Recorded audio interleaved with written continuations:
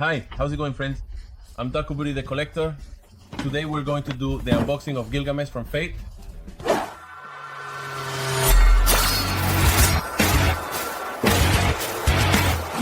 As I mentioned, today we're gonna do this great unboxing of Gilgamesh, but it's from the Fate Granddaughter series.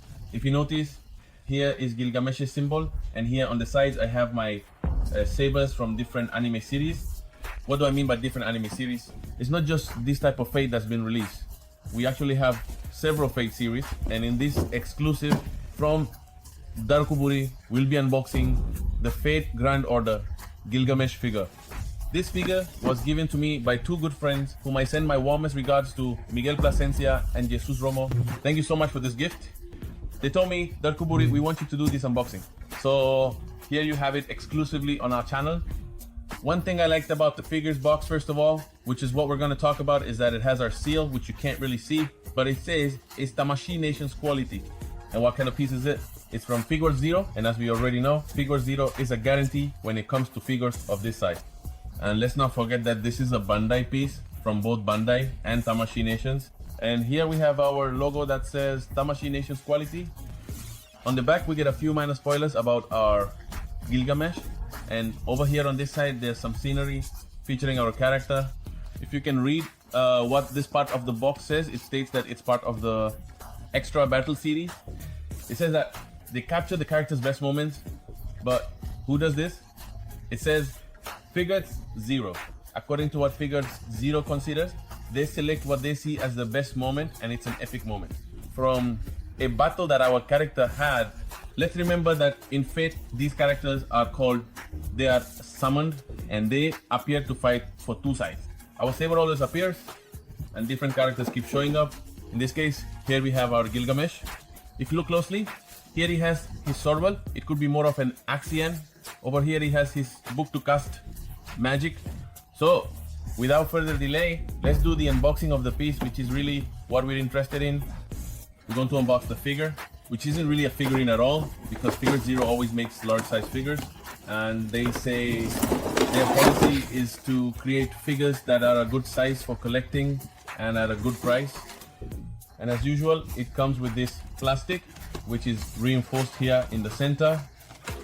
This one does have tape here on this side. Remember, whenever you're going to use a sharp object, do it very carefully. We don't want any accidents. And if you're underage, ask your parents for help, for the same reason we don't want you to have or suffer any kind of accident. So almost always we lay our piece down, lift up the plastic parts, and take out our figure, which, as you can see, comes in a single piece. There are no longer any special accessories, and it's protected by a large piece of plastic to safeguard both the base and the figure.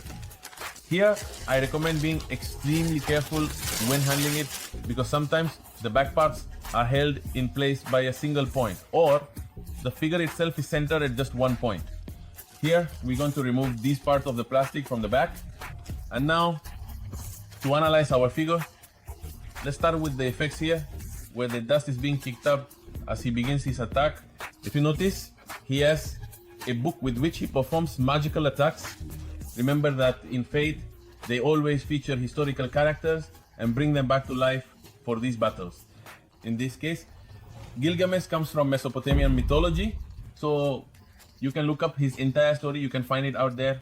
But we're gonna talk about this piece and the figure, obviously from Fate Grand Order. If you notice his arms, he only has the protector on this arm. The other arm over here on this side doesn't have anything. The only piece of armor he has is here, which matches the waist. The other arm simply has this blue accessory. He has it in several parts of his body. He has it on both legs, near the quadriceps, and the effects are also present on the turban. He has his turban, and if we look, his hair is a solid blonde yellow color. If you notice, there's a turban sticking out, and the effect it has to make it look like horns, with the horns protruding from our figure. He also has another accessory hanging on his chest that matches very well with his arm, and of course his stomach right here at his waist. He has tattoos on both arms at shoulder level, and he has some patterns here on his abdomen, some painted areas that we can't really call tattoos. Why? Because he comes startled. They are embedded accessories, so to speak, in purple color. And then going down from the waist, he has a tail that looks like eagle feathers, which is what forms his accessory at the waist. Here, his pants are loose, as was typical in the Arab countries. So they are loose and open here at the leg.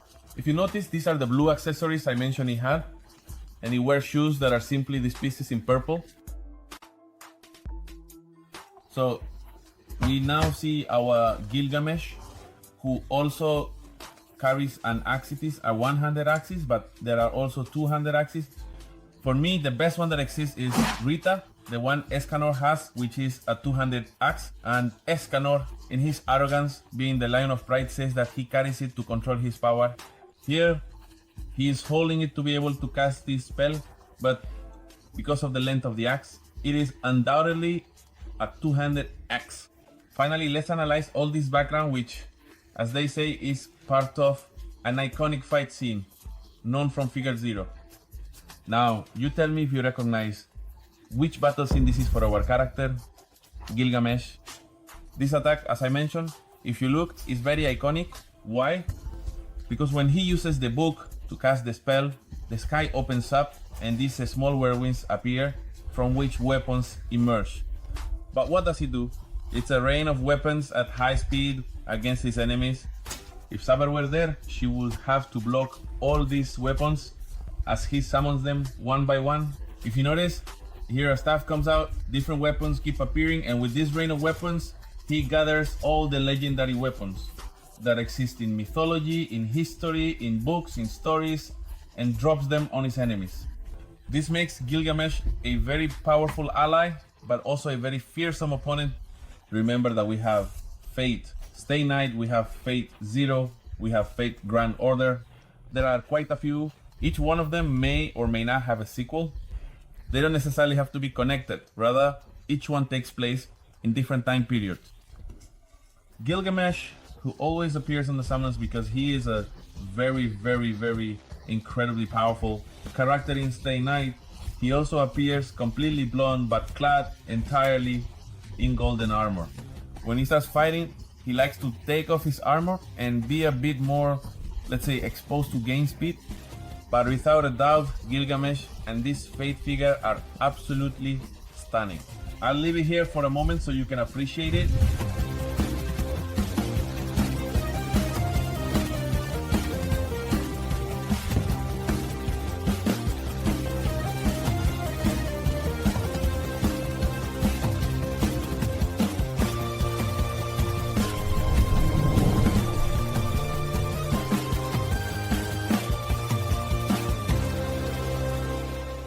If you like this video, leave a comment. I know I have several things pending for unboxing. You all have asked me for Attack on Titan. You've asked for Escaflowne. We're going to do all of those. You've also requested One Piece, and a great One Piece unboxing is already in the works. But let us know in the comments what you want us to talk about. If we don't have the piece, we'll get it. And you know, if you gift us a piece, of course we'll mention you and do the unboxing exclusively for you. You already know we are all social media platforms. We're on Twitter, Facebook, YouTube, Instagram, and Medium. Leave us all your comments, subscribe to all our social media, turn on the notification bell, share it, tell your friends, leave your comments. You know you can comment on any of our social media platforms. Whoever comments first on any of them gets it. You know, hit the bell, turn it on, give it a like, subscribe, share it, and as always, Darkoburi. Peace out.